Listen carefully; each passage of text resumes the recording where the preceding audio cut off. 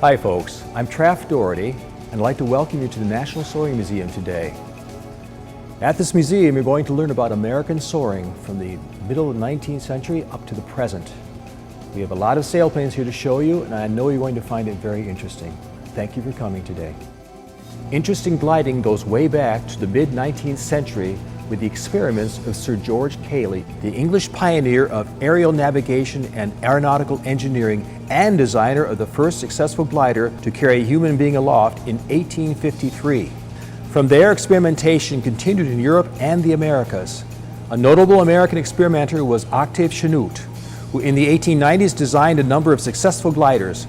American aviation pioneers such as Samuel Langley, the Wright brothers, and Glenn Curtiss were all influenced by Chanute. The type of glider pictured is a Chanute design dating to 1896 and is what we would refer to today as a hang glider. It was controlled by shifting body weight side to side and back and forth. In the years 1901 to 1902, the Wright brothers made over 1,000 glider flights at Kitty Hawk, North Carolina.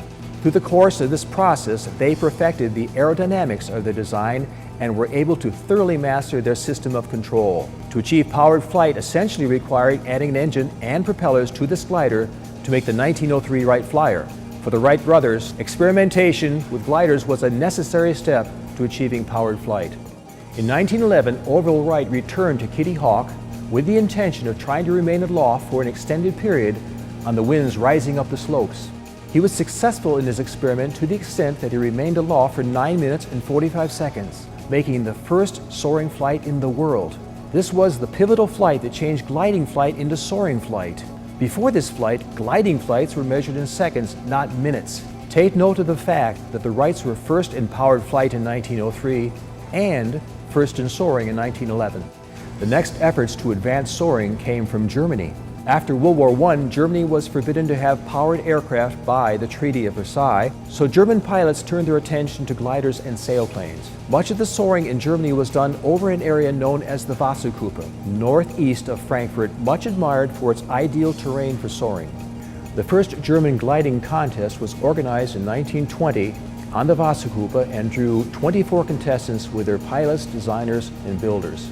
This first meet aroused so much interest that it was decided to hold a second meet in 1921, and twice as many gliders appeared. It was at this 1921 meet that Dr. Wolfgang Klemperer, an early German soaring pioneer, beat Orville Wright's 10-year-old record with a flight of 13 minutes. As a result of this flight, Klemperer was awarded the world's first C badge for a flight of over 5 minutes. The success of the first two meets at the Wasserkuppe resulted in two meets being held in 1922, one in France and one in England. In the United States, Cape Cod was considered the center of soaring activity in the East between the years 1928 and 1929. Despite the relatively low height of the sand dunes and dependence on a westerly wind, a number of significant flights were made there, including a 4-hour flight by German pilot Peter Hesselbach in 1928. And in the following year, a 15-minute flight was made by Ralph Barnaby, earning him the first American C badge. It should be mentioned that Hesselbach was a seasoned glider pilot, having flown for many years. Very few people in the United States had that level of experience in soaring. Even with the apparent success of these flights, it was decided that a more suitable soaring site would be needed in the United States, and the search began for just such a place. In 1930, the newly formed National Glider Association, or the NGA, was charged with the task of finding a suitable location to have contests. They assigned this project to Wolfgang Klemperer, now a U.S. citizen and working for the Goodyear Corporation in Akron, Ohio, and was a board member of the National Glider Association. He began his search of the upstate New York area for a suitable site. After studying the topography of the Elmira area, he recommended to the NGA that they fully explore the possibilities of soaring at Elmira. The NGA then arranged to have Jack O'Mara travel from Akron, Ohio to Elmira with his Baker McMillan Cadet to try out the site personally.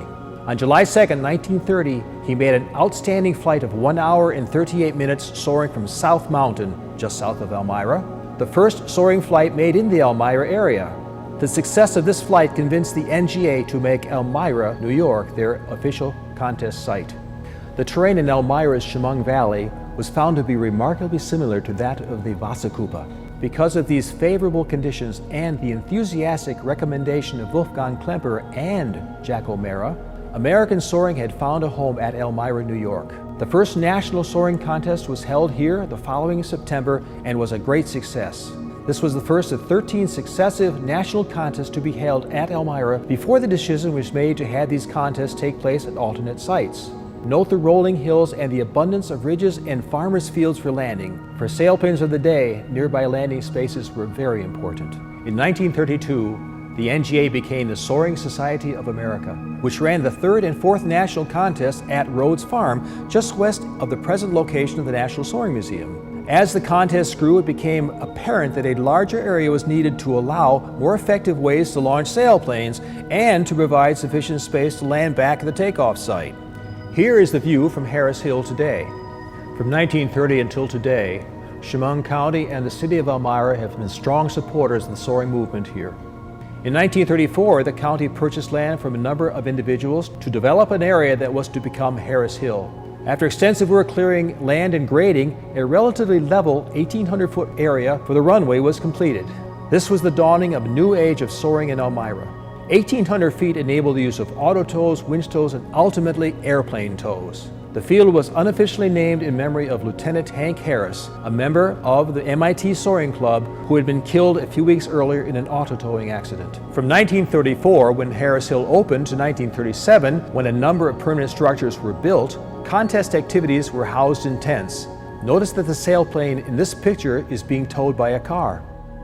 In 1937, the county began a process to further develop Harris Hill by adding an administration building, guest cabins, and hangars. The addition of these facilities made Harris Hill the premier soaring site in the United States. The contests at Harris Hill regularly attracted hundreds of spectators. Sailplanes of this period were launched into the air by auto tows and winch launches. This winch truck can still be seen today at the Soaring Museum.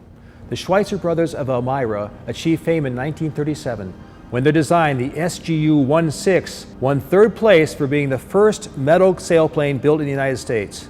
Shortly afterward, the brothers formed the Schweitzer Metal Aircraft Company, and the Schweitzer aircraft business was off to a good start. Shown here at the drafting table are Paul, Ernie, and Bill Schweitzer, designers and producers of some of soaring's most iconic sailplanes. The Schweitzer brothers had an understanding of the significance of motorless flight and worked tirelessly to advance the sport of soaring in America. Schweitzer Aircraft manufactured sailplanes for over 50 years, and for a number of these years, they were the only manufacturer of sailplanes in the United States. There are very few American soaring pilots today who have not flown a Schweitzer sailplane at one time or another. The Schweitzer Aircraft Corporation and the Schweitzer family history are intertwined with Harris Hill. Numerous Schweitzer sailplanes can be seen flying daily on the hill, such as the Schweitzer 233 coming into land. World War II saw the start of a military glider program, first operating at Elmira, then moving to Mobile, Alabama to allow winter operations. The earliest glider training during World War II was conducted at Harris Hill. Training gliders in World War II carry the designation TG, meaning training glider. The glider in the photograph is a TG-2 manufactured in the early stages of the war. Behind me, this blue fuselage is a Schweitzer TG-3, which is the latter form of the training gliders built by Schweitzer. They built over 100 of them for the Army Air Force. They were used to train glider pilots for the Waco cargo gliders like you see downstairs. By the mid-1960s, the Elmira Area Soaring Corporation was giving demonstration rides to the public, which allowed EASC to be less dependent on contest income. And in 1967, the EASC board decided to change its name to Harris Hill Soaring Corporation. More improvements were made to the glider port, including leveling the field and paving the runway in 1968. Visitors to the National Soaring Museum are greeted first by the Senior Albatross, designed and built by Hawley Bolus, hanging from the center of the museum ceiling in the main exhibit hall. The Senior Albatross was an early favorite of competition soaring pilots, and our example won the 1934, 1935, and 1936 national contests here on Harris Hill. This is one of two Senior Albatrosses still in existence. The other one is at Udvar-Hazy in Washington. The museum's 1935 Minimoa is a single-seat sailplane manufactured in Germany. It was designed by Martin Schempp and Wolf Hirth and first flew earlier that year. The museum's example was purchased by Dick DuPont, who flew it to win the 1937 Nationals on Harris Hill. He then sold it to Chet Decker, who flew it to win the 1939 National, also on Harris Hill. There is one additional thing I'd like to share with you. At the National Soaring Museum, we have a Waco CG-4 troop carrying glider from World War II. They built almost 14,000 of these things during the war, and they saw use in several theaters in the Far East, in Sicily, and also at Normandy in 1944, D-Day. Upwards of 400 of these were used to ferry troops, supplies, ordnance, in the case of a 75mm field gun, and say a Jeep, would carry all of these things not at once. They're quite effective, but there were some downsides. The glider flew as advertised. In the hands of a competent pilot, would get the load of the people and materials to where they should be. The environment itself is incredibly hostile. These are towed into a combat area at 100 miles an hour, usually at low altitude, say 1,000 feet. And the tow plane was, of course, a C-47 twin-engine transport. Very noisy. You could hear them coming from a long ways away. So they were sitting ducks for anti-aircraft fire, and many were shot down, tow planes and gliders. And also the enemy was not receptive to having these things landing at their doorstep. So they littered the landing areas with chunks of concrete, pieces of railroad rail, and a great number of these gliders were destroyed in landing, and many, many people were killed. The people that flew in these things were incredibly brave. And we'd like to have you take a look at this while you're here.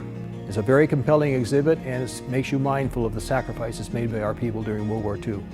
In July 1969, a group of dedicated volunteers from the Harris Hill Soaring Corporation, under the leadership of Paul Schweitzer and the Soaring Society of America directors, voted to create the National Soaring Museum at Harris Hill. Harris Hill was a logical choice for the location of the museum because of the early National Soaring Contest held there.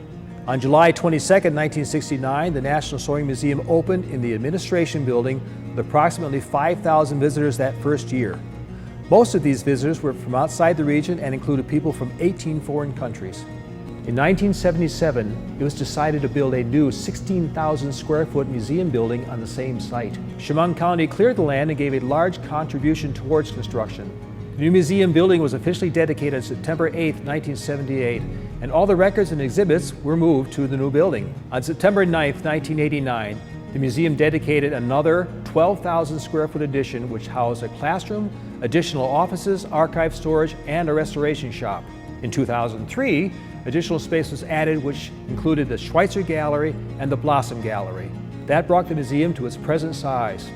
Folks, thanks for coming to visit the National Soaring Museum today. I know you're going to have a good time. If you have any questions at all, please let us know.